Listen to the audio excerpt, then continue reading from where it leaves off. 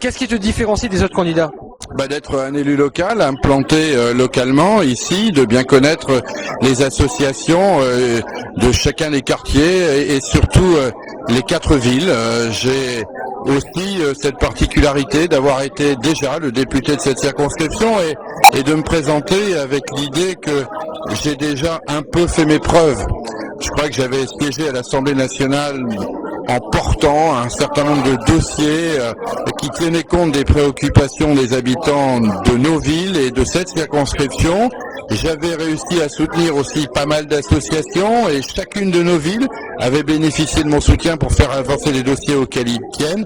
Voilà, c'est cette double particularité, je crois que je veux porter dans cette campagne, d'être un élu d'ici, un élu qui est implanté sur ce territoire, au cœur des quartiers, au cœur de ces populations et qui sait leurs difficultés, qui veut défendre leur intérêt et porter leur voix, et aussi d'être quelqu'un qui a déjà pu exercer la fonction de 97 à 2002, de sorte que, comme je le disais à quelqu'un tout à l'heure, si je deviens député le 17 juin, dès le 18 juin, je serai au travail, mes dossiers sont prêts, on est prêt à avancer sur l'économique, sur l'emploi, sur la santé, sur le logement, sur la sécurité, la jeunesse, l'éducation et la vie associative qui est pour nous, pour Francine Langevin, ma suppléante, et pour moi, une question clé. 3 raisons de voter pour toi, autre que celle. 3 raisons de voter pour moi. J'ai déjà fait, on sait ce que je sais faire, donc je saurai faire à nouveau. La deuxième, moi je ne suis pas un parachuté ni un aventurier de la politique, je suis un enfant d'ici, élu de ces quartiers. La troisième raison, c'est que les priorités que je veux défendre, ce sont celles de la vie quotidienne, de la vie de tous les jours, l'emploi, l'économie, le logement, la santé, l'éducation, la jeunesse, la vie associative, la sécurité, des choses qui sont pour tous les gens de nos villes, nos quartiers, des préoccupations. Je rajouterai même peut-être une 4e région, c'est que les élus ici me connaissent et quand il faudra qu'on travaille ensemble, je pense qu'on saura faire parce que je connais leurs préoccupations et je saurai porter leurs dossiers. Enfin, là, on sort d'une réunion avec les habitants de Roubaix. Je suis désolé de crier dans le micro, mais c'est vrai qu'ils font beaucoup de bruit. Est-ce qu'il y a un point, une question qui t'a le plus interpellé ou le plus surpris ou le plus intéressé? Non, ce qui m'interpelle toujours, c'est les questions qu'on ne me pose pas. Je crois que ce qui me surprend, mais en même temps, ça me confirme dans le choix qui est le mien, ce soir, c'est la multiplication de questions qui touchent autour de la santé. On s'aperçoit que il y a des inquiétudes dans notre population, que la première des libertés, c'est d'accéder aux soins, de pouvoir se soigner dans de bonnes conditions. Et aujourd'hui, les projets du gouvernement sont particulièrement inquiétants à cet égard.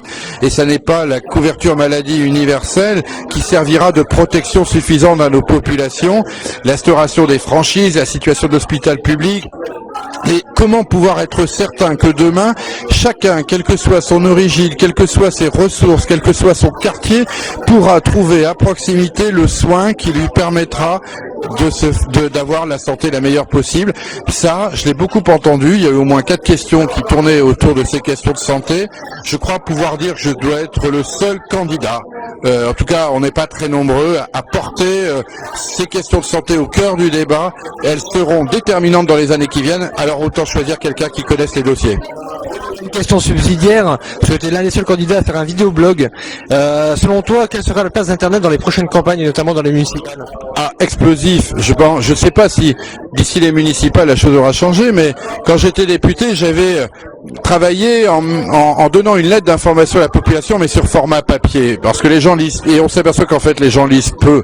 Ils lisent déjà peu leur journal, et je voulais leur apporter cette information. Si on veut casser la distance qui existe entre les élus et la population, il faut pouvoir informer la population. Et de ce point de vue-là, les nouvelles technologies, Internet, les blogs permettent peut-être de se confier plus facilement, mais aussi et surtout de communiquer.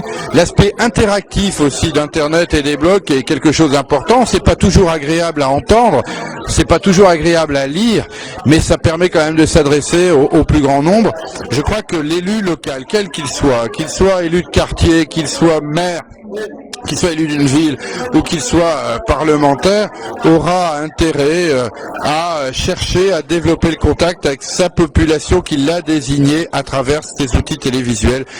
Malheureusement, c'est plus facile aujourd'hui d'être spectateur d'une image que quelque part même de lire. Ça ne veut pas dire que le livre soit condamné, bien évidemment, mais allez, admettons l'image c'est la facilité. Dans le temps où, dans cette époque où le temps est rare, eh bien, pouvoir regarder une image, si elle vous informe, bah, c'est peut-être ce que les gens attendent. Voilà. Moi, je m'intéresse à cette dimension, cet aspect nouvelle technologie. Je suis pas très brillant moi-même dans la technique, mais je crois qu'il y en a beaucoup d'autres à Roubaix qui feront ça très bien. Bien. Au revoir. Au revoir.